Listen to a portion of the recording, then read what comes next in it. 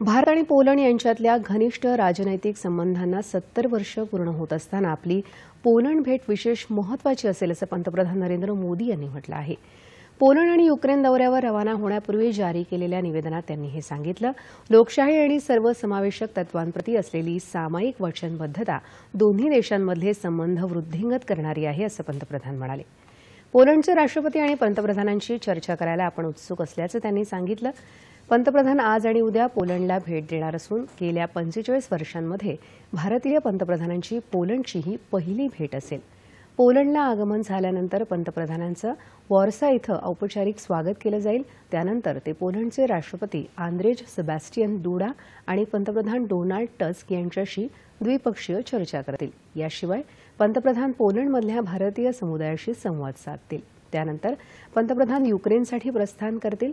Ukraine आणि भारत या दोन देशांमध्ये 1992 मध्ये निर्माण झालेल्या द्विपक्षीय धोरणात्मक संबंधांनंतर भारतीय पंतप्रधानांची ही पहिलीच युक्रेन भेट असेल।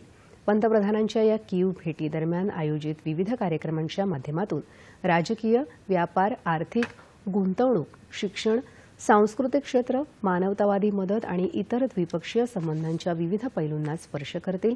या दौऱ्यात पंतप्रधान विद्यार्थ्यांसह भारतीय समुदायाशीही संवाद साधतील।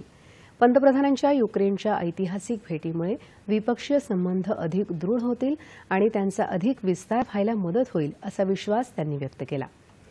भारत आणि युक्रेन यांच्यातलं द्विपक्षीय सहकार्य द्विगुणित करण्यासाठी युक्रेनचा दौरा लाभदायी ठरेल असं पंतप्रधानांनी आपल्या निवेदनात म्हटलं आहे।